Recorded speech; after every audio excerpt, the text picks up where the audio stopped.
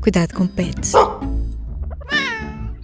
Olá, eu sou a Ana Isabel Ribeiro. Bem-vindos a mais um episódio do Cuidado com o Pet, o teu podcast sobre animais de estimação. Hoje escolhemos um tema de discórdia entre quem cuida de gatos. Vamos falar sobre qual é o melhor tipo de ração. Será que é a ração seca ou úmida? E a comida crua é benéfica para estes felinos? Este podcast tem o apoio de Seguro Cães e Gatos, da Tranquilidade. Neste episódio ouvimos a veterinária Patrícia Pinho, da clínica VetSpin. A doutora Patrícia desfaz todas as dúvidas e explica as vantagens e desvantagens de cada uma das rações que podes encontrar no mercado. Fica já o aviso de que se estiveres a pensar mudar o tipo de ração do teu gato, é fundamental falares antes com o veterinário que o acompanha. Fica aí para ouvires a conversa com a veterinária Patrícia Pinho. Patrícia, qual é a ração mais segura para os gatos? A seca ou a úmida? Ora, isso vai dependendo de muitas situações. Depende da idade do animal, depende da condição clínica do animal, se é um animal que tem algum tipo de patologia ou não, depende de há muitos fatores que interferem na escolha entre a ração seca e a ração úmida. À partida, quer uma, quer outra, são rações adequadas para gatos. Quer sejam gatos bebés, quer sejam gatos adultos, quer sejam gatos velhinhos, tanto uma como outra são adequadas. O importante é que estas rações, tanto uma como outra, sejam rações equilibradas nutricionalmente. Isso é o mais importante. Nós sabemos que os gatos têm tendência a beber muito pouca água e, portanto, ao contrário daquilo que se dizia há uns anos e quando eu comecei a trabalhar que a ração úmida estava contraindicada, neste momento sabemos que não é assim. A ração úmida, porque tem um conteúdo muito superior em água, é uma excelente opção nos gatos, principalmente nos gatos mais velhos ou a partir dos 7 anos, para estimular um bocadinho o consumo de água e para que não surjam situações de desidratação, que são bastante frequentes nos gatos, exatamente porque o comportamento deles habitualmente é de pouco consumo de água. Portanto, aqui mais importante do que ser seca do que ser úmida, tem a ver com a condição clínica do animal.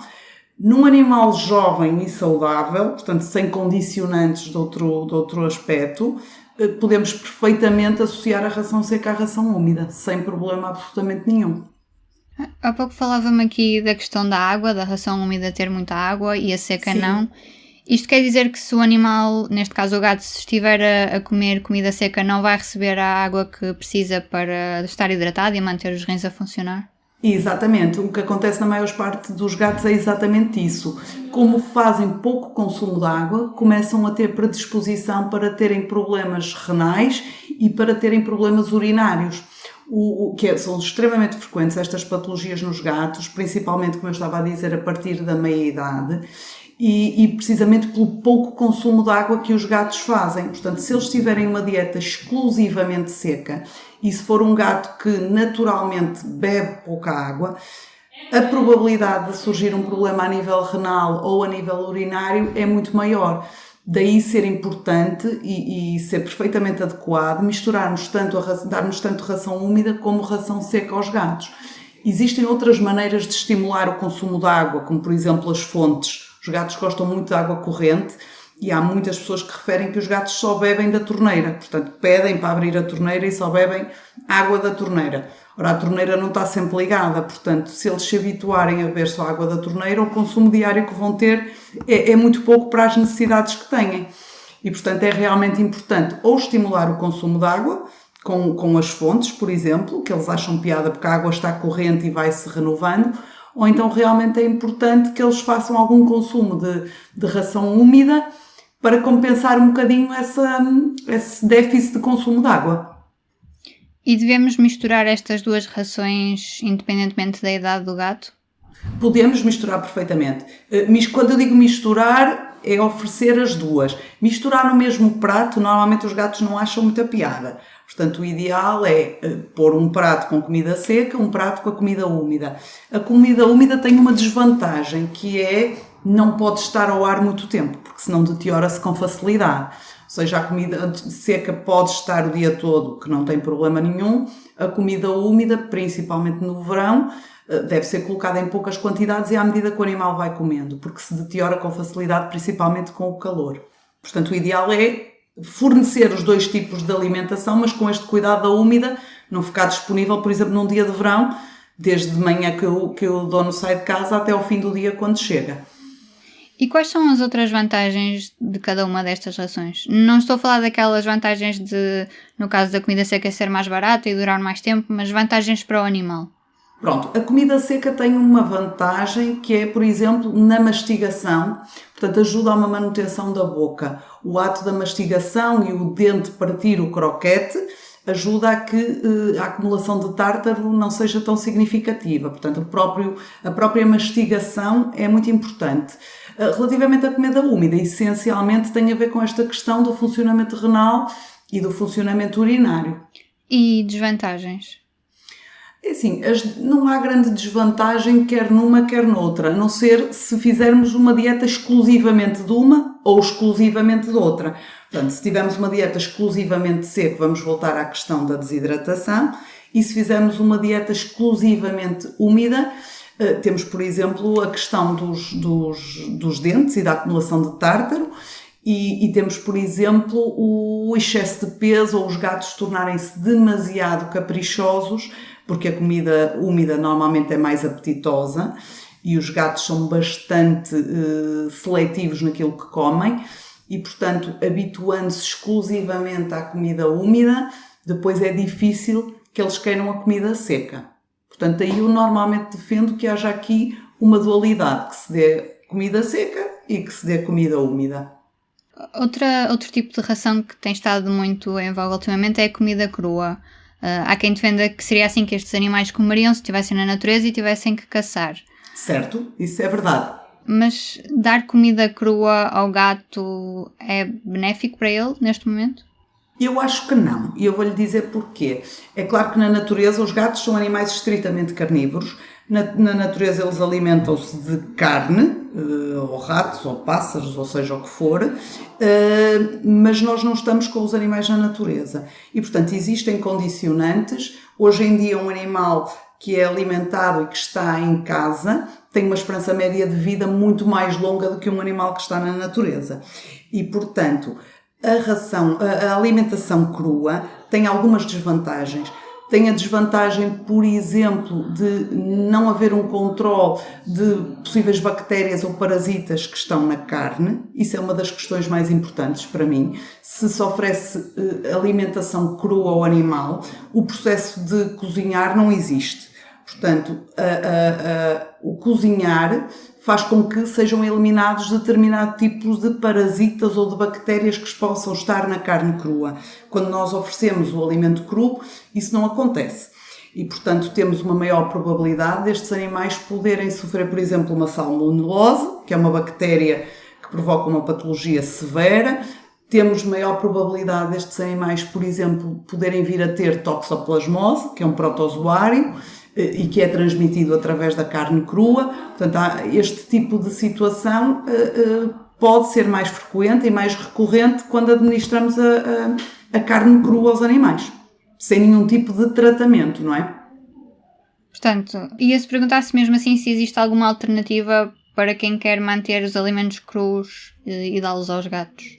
Hoje em dia já existem algumas marcas que preparam a alimentação crua, ou seja, o alimento tem algum tipo de tratamento, como seja, por exemplo, a congelação, para se garantir que possa haver maior eliminação dessa questão das bactérias e dos protozoários e que poderá ser mais seguro nesses casos.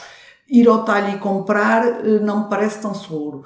Se formos optar por marcas que trabalham exclusivamente para este tipo de alimentação e, portanto, terão outros tipos, partimos do princípio que têm outro tipo de cuidados com o tratamento da carne, aí poderá ser realmente uma opção para quem prefira, sim. E dietas veganas? Já dissemos aqui que os gatos são animais totalmente carnívoros. Estamos a retirar-lhes a carne.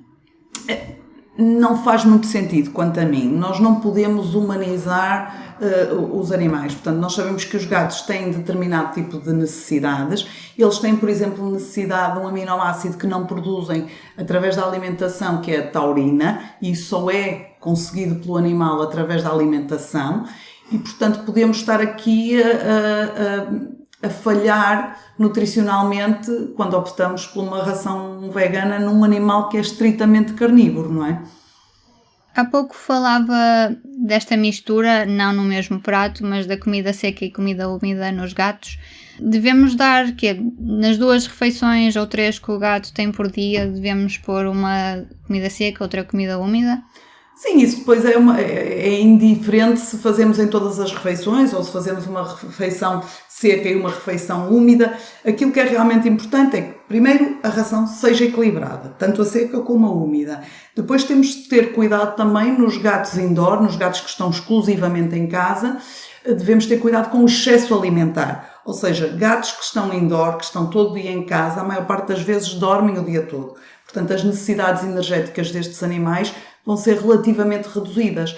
Temos que ter cuidado com as quantidades de calorias que oferecemos ao gato para não termos depois o problema da obesidade, que hoje em dia é quase um flagelo nos gatos. A maior parte dos gatos tem excesso de peso, porque comem demasiado comparativamente com a atividade física que têm. Acontece connosco também, não é? Pessoas, quando comemos demais e não fazemos exercício físico, a obesidade passa a ser um problema. Isto nos gatos é um problema realmente, porque os gatos dormem quase o dia todo. Quando o tutor não está em casa, ele praticamente dorme o dia todo. E se houver um excesso alimentar, o gato vai ficar obeso, e a obesidade traz todos os problemas nos gatos que traz nas pessoas. Problemas de hipertensão, cardiovasculares, de articulações, de diabetes. Portanto, todos esses problemas que estão associados à obesidade nas pessoas estão também associados aos gatos. Para resumirmos aqui e fecharmos a nossa conversa, na sua opinião, é não inventar muito e os donos cingirem-se às 2 opções que têm neste momento de comida no mercado? Eu acho que cada tutor deve discutir isto com o médico veterinário do seu animal, porque é como lhe estava a dizer, cada caso é um caso, cada gato é um gato e, independentemente de tudo, as pessoas devem confiar no profissional que os segue, pedir uma opinião profissional e adaptarem o regime alimentar para aquele gato da melhor maneira, com o conselho de alguém que sabe o que está a dizer. Pronto, um profissional que sabe quais são as necessidades daquele animal especificamente e ir também de encontro ao que são as necessidades dos tutores, não é? Mas comida crua, não? Eu não defendo a comida crua, não. A conversa com a doutora Patrícia termina aqui. Já sabes, nada de sushi, sashimi ou bife tártaro para o teu gato. Se fores vegetariano e quiseres que ele também seja, atenção que podes estar a prejudicá-lo. Fica-te pelas latas úmidas ou pela crocância da ração seca. Depois desta entrevista, deixo-te sugestões de notícias que podes ler no site do PET em publico.pt/P3. A primeira é sobre a orca quisca, que vive em cativeiro há mais de 40 anos no Canadá, e há 11 que não interage com animais marinhos. A solidão está a prejudicar a saúde física e mental desta orca, que foi filmada a bater com a cabeça nas paredes do aquário. Ativistas e associações de defesa dos animais lançaram uma petição para libertar a quisca. Se quiseres ajudar, podes clicar no link que está na notícia. Esta semana, no site do PET, contamos também a história do Bobby, que foi considerado pelo Guinness o cão mais velho do mundo e de sempre. Sim, o Bobby é português, tem 30 anos e vive em Leiria com o dono, Lionel Costa.